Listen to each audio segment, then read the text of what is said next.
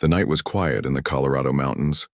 Frank Miller sat alone in his small observatory, surrounded by humming machines and blinking lights. The coffee beside him had grown cold hours ago, but he barely noticed. His eyes were fixed on the screen in front of him, watching waves of data flow across it. Frank had spent 15 years listening to the stars. Most people thought he was crazy. A waste of government money, they said. But Frank knew better. The universe was too big for Earth to be alone. Tonight, something was different. The pattern caught his eye at 2:17 a.m. At first, he thought it was a glitch. Radio telescopes picked up all kinds of random noise, but this wasn't random. It repeated. Perfect mathematical sequences that couldn't happen naturally. "No way," Frank whispered, adjusting his glasses. His heart beat faster as he ran the signal through his analysis programs. The pattern remained. 6 hours later, with the sun rising over the mountains, Frank finally accepted what he was seeing. It was a message. From space. Directed at Earth. Frank didn't leave the observatory for 3 days. He barely slept. He needed to be sure before he told anyone. On the third day, he called his old friend at NASA. "Betty, it's Frank. I need you to check something for me." Betty Collins had known Frank since graduate school.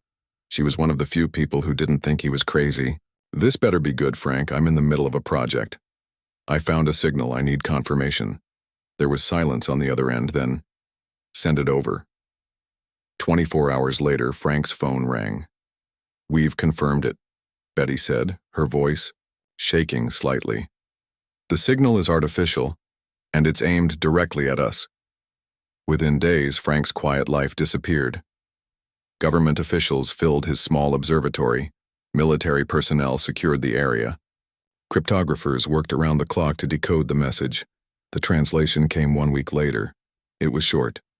"Prepare. The Valkyrie Empire approaches. You have one solar revolution." No one knew what it meant. Who were the Valkyrie? What did they want?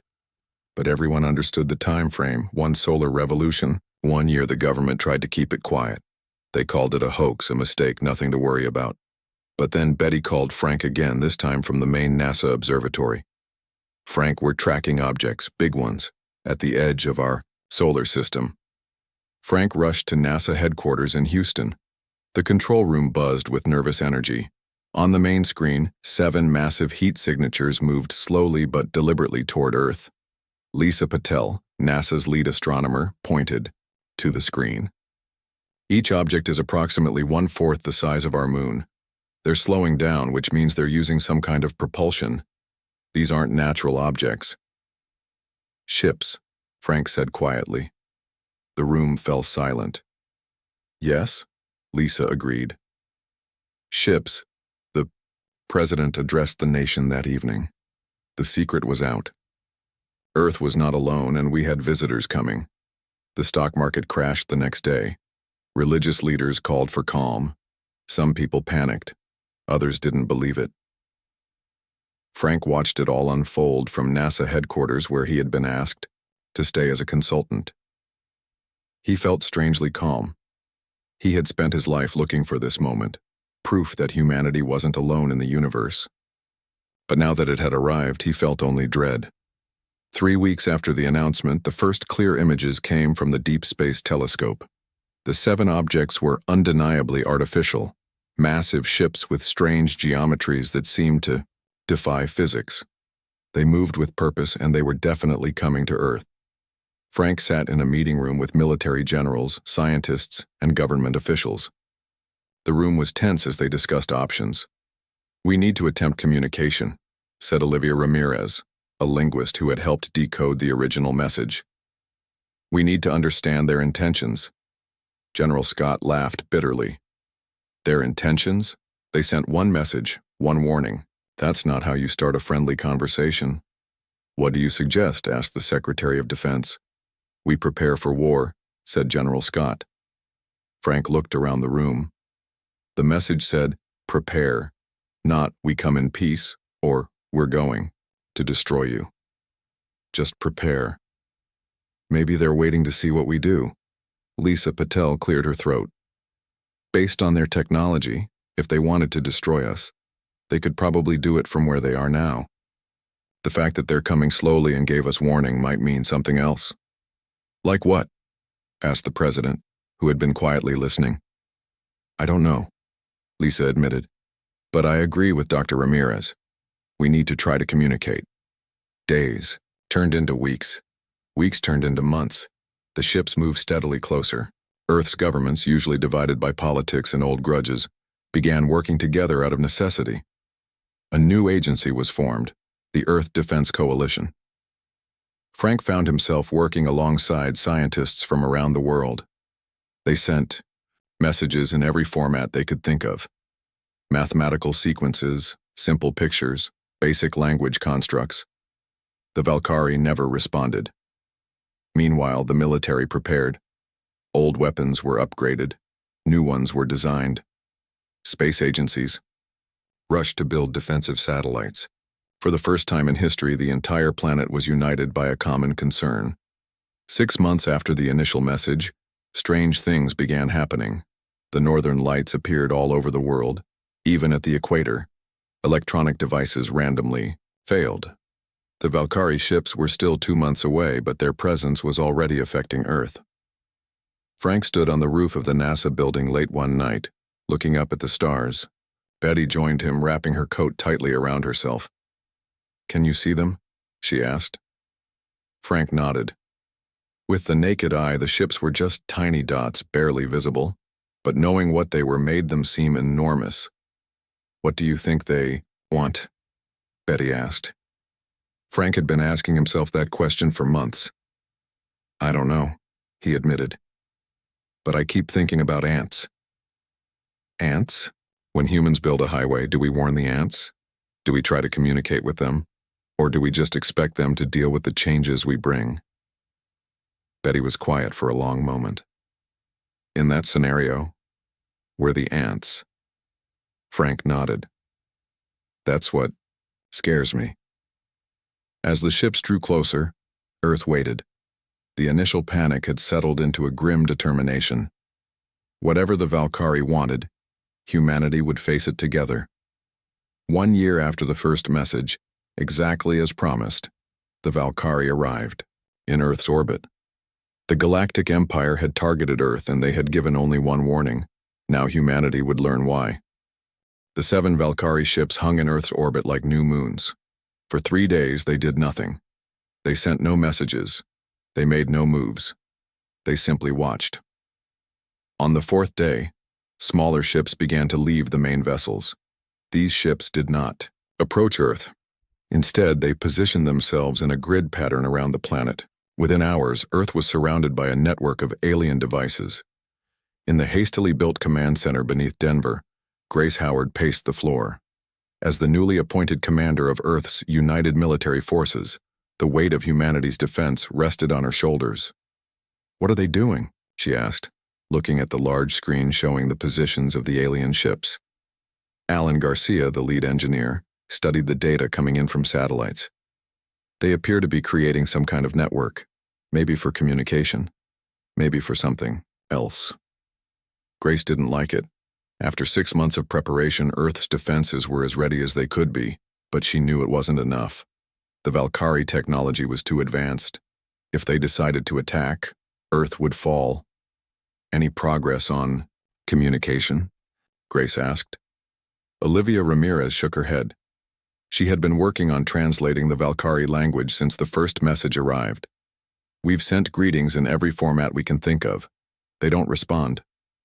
Above them, in the space station named Bulwark, Doug Phillips watched the alien ships through reinforced windows.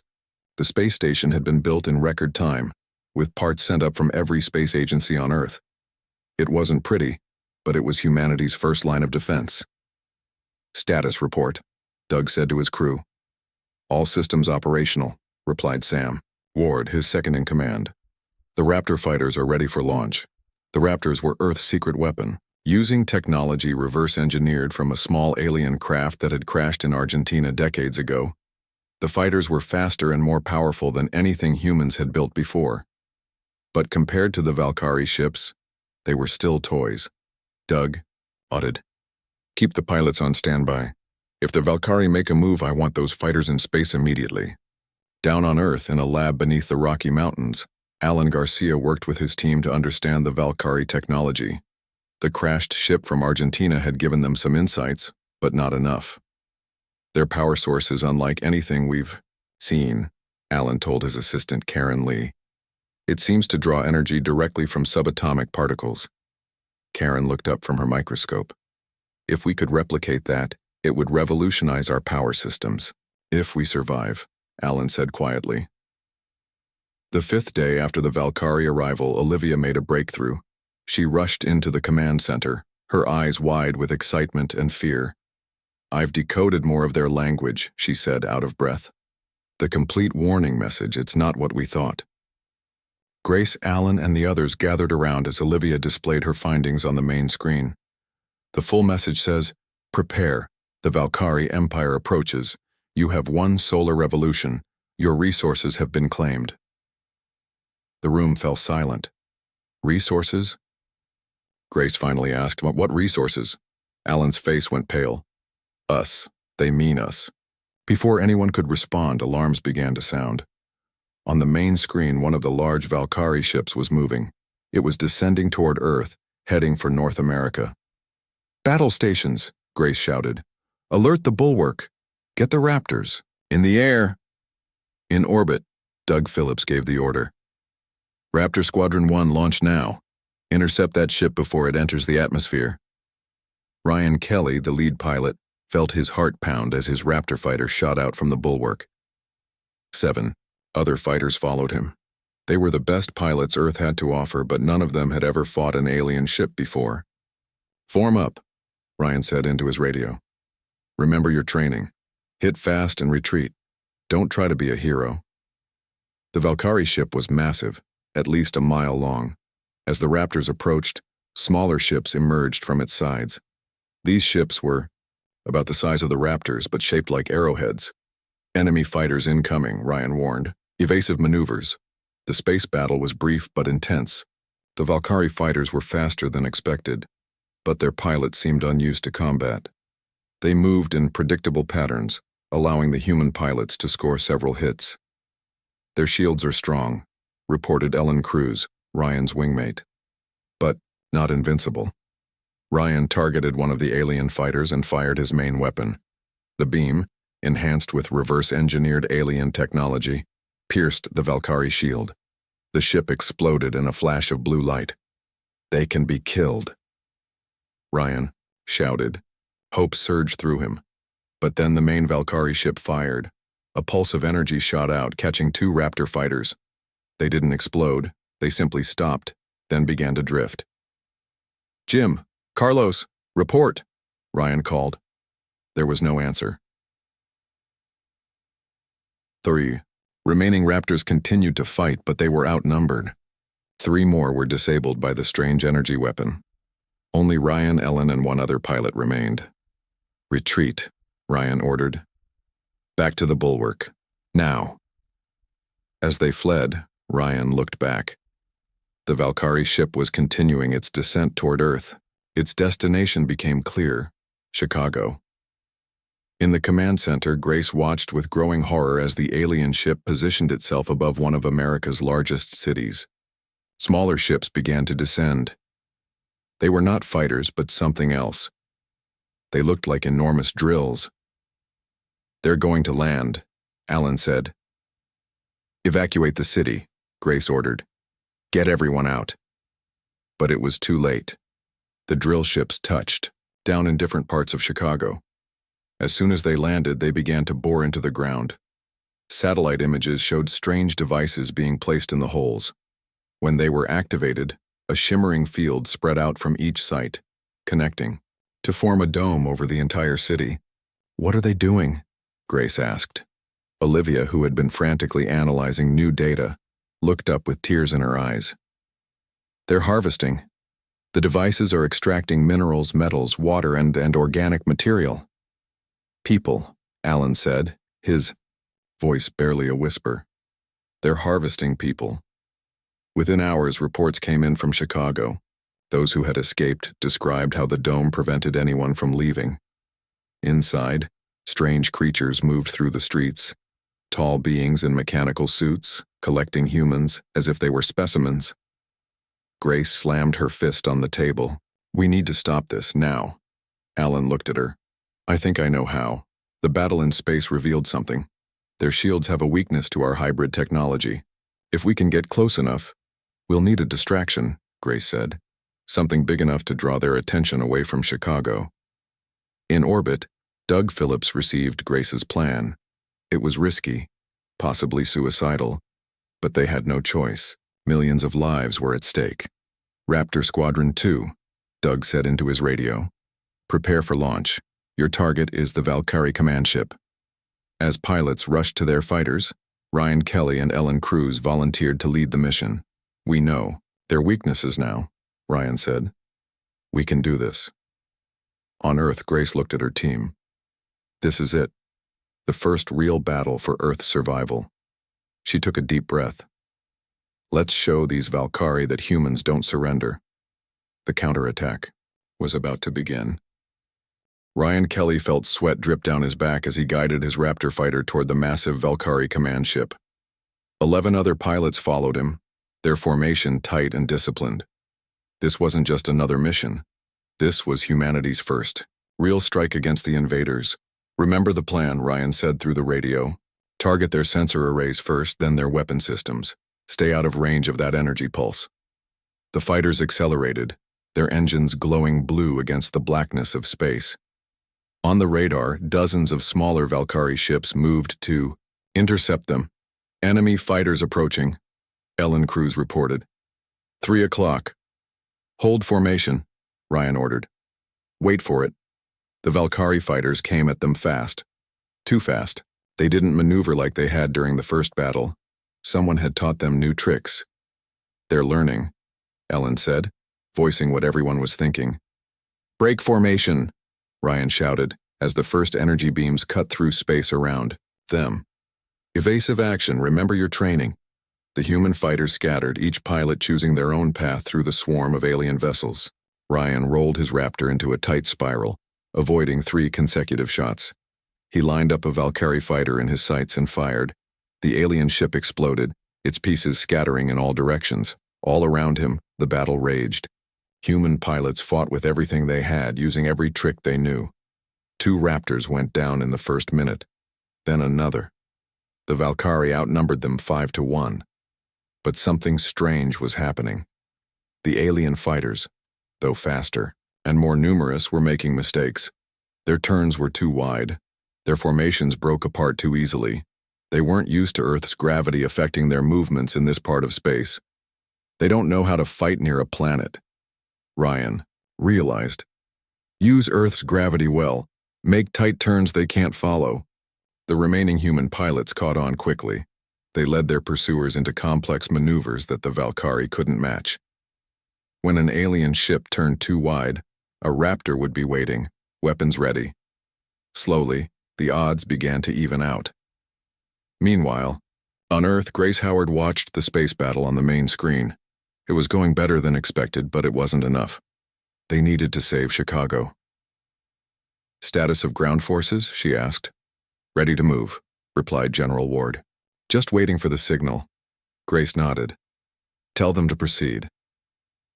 Outside Chicago, a column of tanks and armored vehicles approached the shimmering energy dome that covered the city. Leading them was Alan Garcia in a specially modified truck. In the back was a device he had built using the alien technology from Argentina. It was untested, experimental, and possibly dangerous, but it was their only hope of penetrating the dome. "We're in position," Alan reported through his radio. "Beginning the sequence now." He activated the device. It hummed to life, vibrating the entire truck. A beam of blue-white energy shot out, striking the dome. Where it hit, the shimmering field wavered and thinned. "It's working!" Alan shouted. "Move in now!" The military vehicles surged forward, passing through the weakened section of the dome. Inside, they found a city transformed. Strange machines had been placed at major intersections. Tall, thin aliens in mechanical suits moved methodically through the streets, herding groups of humans toward collection points. General Ward gave the order, "Engage all hostile forces. Free those civilians." Tanks fired at the alien machines while soldiers attacked the suited Valkyrie. The aliens were tall, nearly 8 feet, with 4 arms and elongated heads. Their suits enhanced their strength, but they moved awkwardly, as if struggling against Earth's gravity. They're not adapted to our gravity, Alan realized. It's stronger than what they're used to. This advantage proved crucial. Though technologically superior, the Valkyrie ground forces were physically at a disadvantage. Their movements were slow, their reactions delayed. Human soldiers, though outgunned, were faster and more agile. In orbit, the battle continued. Ryan's squad had managed to fight their way to the Valkyrie command ship. Only 5 Raptors remained, but they had destroyed more than 20 alien fighters. "Target their main sensor array," Ryan ordered. "Follow me in." The human fighters dove toward the massive ship, avoiding defensive fire. Ryan's Raptor took a hit to its left wing, but he kept going. They had one chance at this. "Now," he shouted, all out. 5 Raptors fired simultaneously at the same spot. A large dome on the top of the ship that Alan had identified as their primary sensor array. The combined blast pierced the Valkyrie shields. The dome exploded, sending debris flying into space. "Direct hit," Alan yelled. "Their sensors are down." On the Bulwark space station, Doug Phillips watched the battle with growing hope. "Now's our chance. Deploy the EMP missiles." 3 large missiles launched from the space station, heading for the damaged Valkyrie ship. Without its sensors, the ship couldn't track the incoming threat until it was too late. The missiles struck in sequence, detonating not with explosions, but with powerful electromagnetic pulses. The effect was immediate. The lights on the Valkyrie ship flickered and died. Its engines shut down.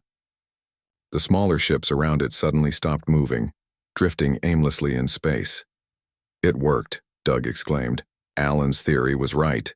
The Valkyrie technology, for all its advancement, was vulnerable to the right kind of electromagnetic interference. The pulses had temporarily disabled their systems. In Chicago, the effect was even more dramatic. The dome over the city collapsed. The harvesting machines shut down. The suited aliens froze in place, their mechanical enhancements no longer functioning. Human soldiers moved quickly, freeing captured civilians and securing alien technology. The suited Valkyrie, without their mechanical advantages, couldn't resist. Many were captured alive. In the command center, Grace allowed herself a moment of celebration. "We did it. We actually won a battle." But Olivia Ramirez looked concerned. "This is just one ship, one city. There are 6 more ships up there, and they'll learn from this defeat." Frank Miller, who had been quietly analyzing data in the corner, spoke up. "I think I know why they targeted Chicago first." He pointed to a map showing mineral deposits across North America. Chicago sits on a major deposit of rare earth minerals. These are elements used in advanced electronics. I think the Valkyrie are specifically harvesting these materials. So they're not just taking people, Grace said. They're mining our planet. "Taking people might be incidental," Frank suggested. "Or maybe they have other uses for us." Before anyone could respond, alarms sounded throughout the command center. On the main screen, the 6 remaining Valkyrie ships were moving. They were spreading out, heading for different parts of the globe. "They're targeting other cities," Olivia said, checking the projected paths. "Beijing, Moscow, London, Rio de Janeiro, Sydney, and Cairo." Grace's brief moment of victory faded. "They're adapting, attacking multiple targets so we can't concentrate. Our forces." Alan Garcia's voice came through on the radio. "Commander, we've captured some of their technology intact, and we have prisoners. We can learn from them, improve our defenses." Grace nodded. "Bring everything to base. We need to analyze it immediately." She turned to her staff. "Alert all defense forces worldwide. Send them what we've learned about the Valkyrie weaknesses." She looked at the map showing the approaching alien ships. "We won a battle today. Now, we need to win a war." The Valkyrie had targeted Earth, and humanity had just proven they wouldn't go quietly. The next 3 days were the hardest Earth had ever faced. 6 Valkyrie ships attacked 6 major cities at once. Despite knowing their weaknesses, humanity struggled to defend all targets simultaneously. Beijing fell in hours. Moscow held out for a day before the dome covered it. London was partially evacuated, but millions were still trapped when the harvesters arrived.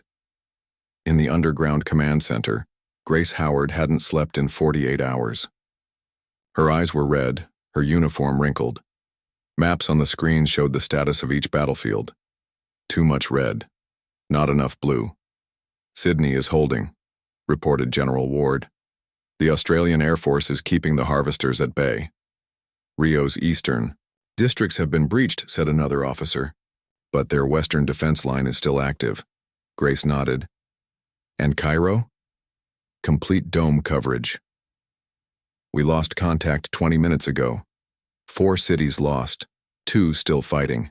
The victories in Chicago seemed small now. Alan Garcia entered the room, followed by Olivia Ramirez. They had been working with the captured Valkyrie technology and prisoners. Both looked exhausted, but excited. We have something, Alan said. 2 somethings, actually. Grace motioned for them to continue. First, Alan said, holding up a small device. We've modified our EMP weapons. The Valkyrie adapted quickly to the first version, but this new design should bypass their countermeasures. And second, Olivia added, I've been communicating with the prisoners. It wasn't easy, but I've learned why they're here. Everyone in the room turned to her. The Valkyrie Empire spans thousands of star systems. They don't conquer, they harvest.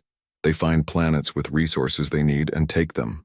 They don't see other species as equals, just as resources or obstacles.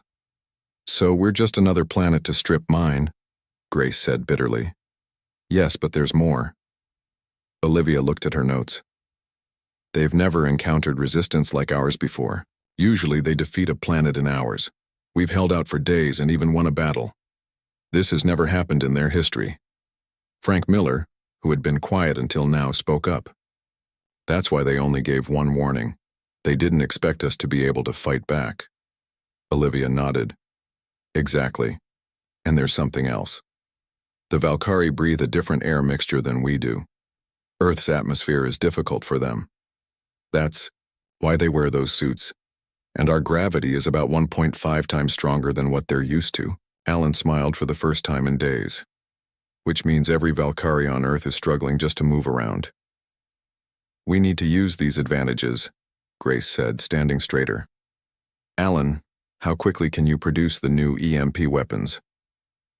The first batch is ready. We can have more within 12 hours.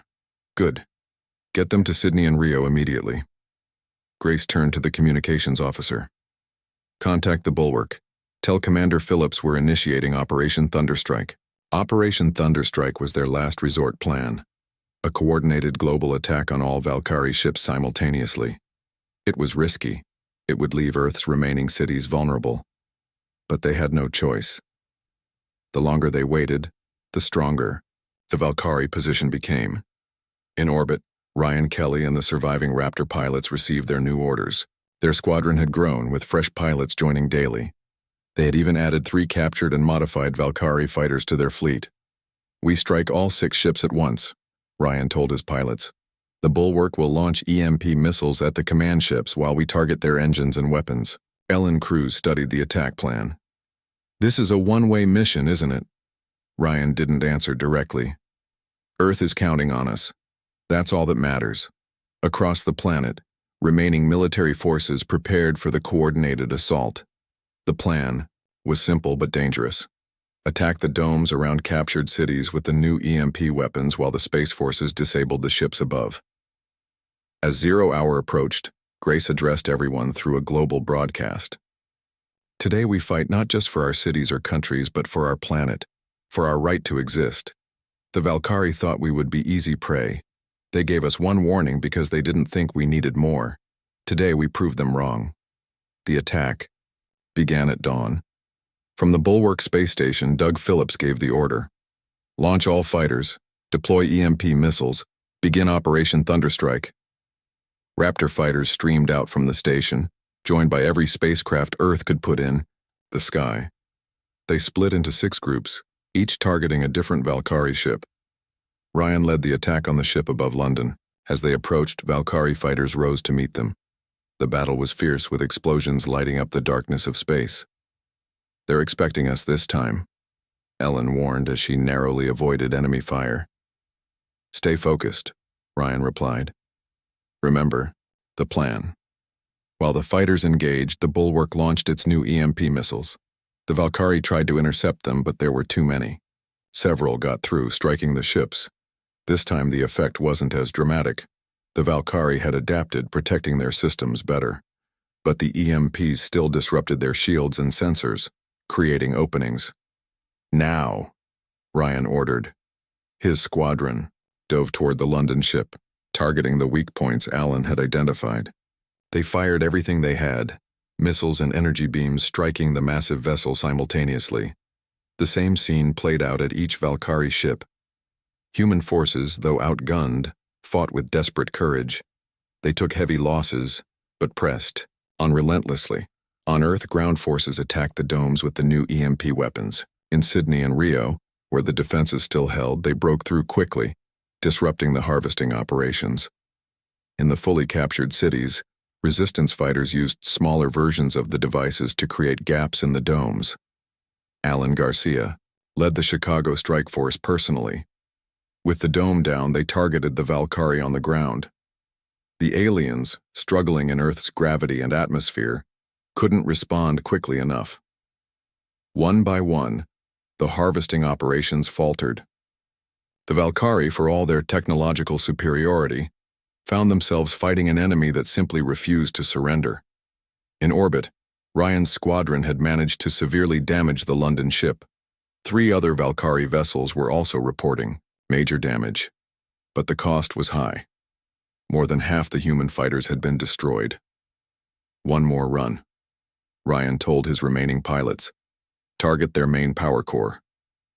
As they dove toward the damaged ship, Ryan knew this would likely be their last attack. His Raptor had taken multiple hits.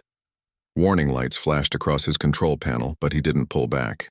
"For Earth," he said quietly, pushing his fighter to maximum speed. The remaining Raptors followed him in, firing everything they had at the exposed power core. The Valkyrie ship's defenses were too damaged to stop them. Multiple explosions rippled across its surface, then a blinding flash. The ship broke apart, massive pieces drifting in different directions. "We did it!" Ellen shouted.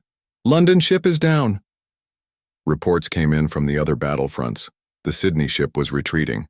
The Cairo vessel had lost all power. 2 more were severely damaged. For the first time since the invasion began, humanity was winning. In the command center, Grace watched the battles unfold with growing hope. "Send in all reserves," she ordered. "Push them back everywhere. Don't give them time to regroup." Frank Miller stood beside her, watching the screens. "They didn't expect this," he said quietly. "They didn't think we could fight like this."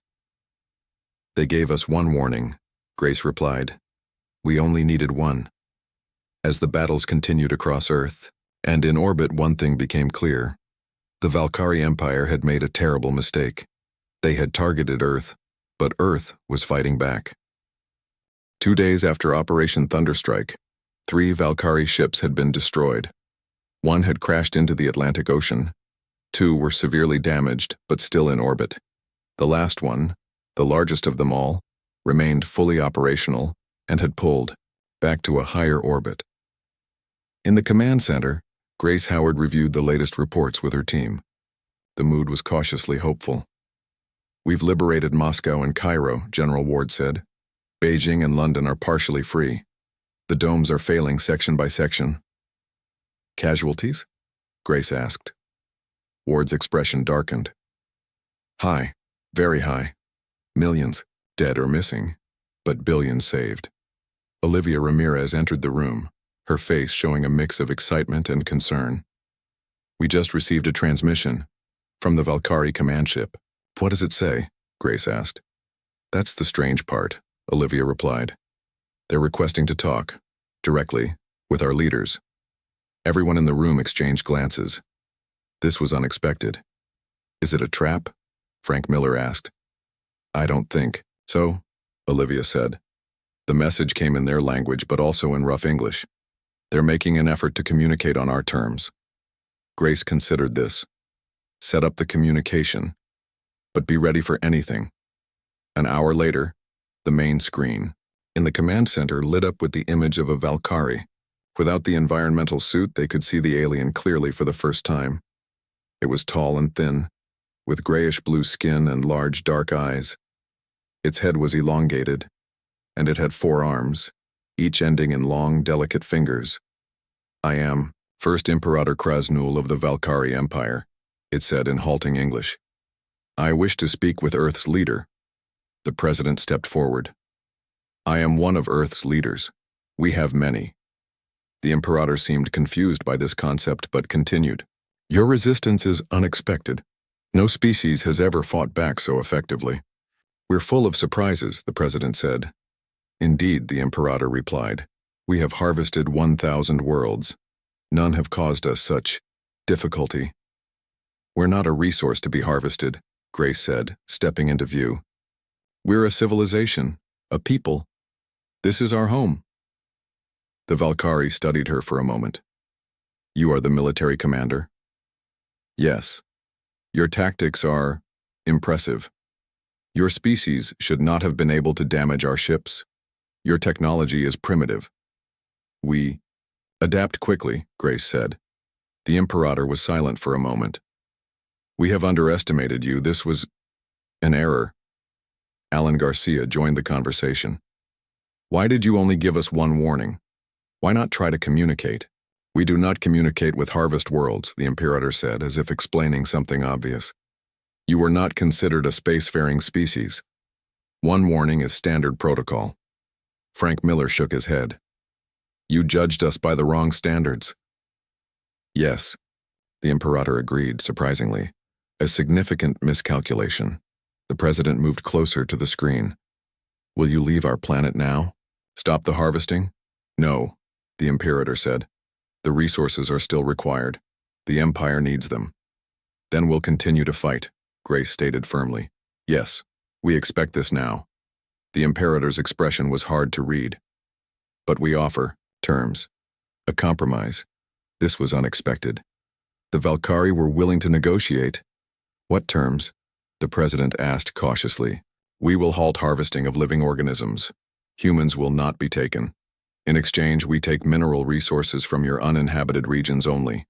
1 year of harvesting, then we depart. The human leaders exchanged glances. It wasn't a full victory, but it was better than continued war. We need to discuss this, the president said. Discuss, the Imperator agreed. But know this, our remaining ships can still cause great damage, and we have called for reinforcements. The screen went dark. Grace turned to the others. Can we trust them? I don't know, Olivia said. But if reinforcements are coming, we need more time, Alan added. We're learning from their technology, but we're not ready to face a larger fleet. The president looked troubled. We've lost millions already. Can we risk losing millions more? The debate continued for hours. Some argued for accepting the terms. Others insisted they fight to the end. Finally, Grace raised her hand for silence. There's a third option, she said. We make our own terms. When they reopened communication with the Valkyrie, the president spoke first. We reject your terms, Imperator, but we offer our own. The Valkyrie seemed surprised. You are not in a position to offer terms. We disagree, the president continued. Here are our conditions. You will cease all harvesting operations immediately. You will release all captured humans. You will provide reparations in the form of technology to help rebuild our damaged cities. Impossible, the Imperator said. The Empire does not. In exchange, Grace cut in. We will not destroy your remaining ships. The Imperator stared at her. You cannot destroy our flagship. Your weapons are insufficient. Ryan Kelly's voice came through the radio at that moment. Commander Howard, Raptor Squadron is in position. Thank you, Captain Kelly, Grace replied. She turned back to the screen. Imperator, while we've been talking, our fighters have moved into position around your flagship. They're carrying modified versions of your own weapons, ones we've reverse-engineered from your damaged ships. Alan stepped forward.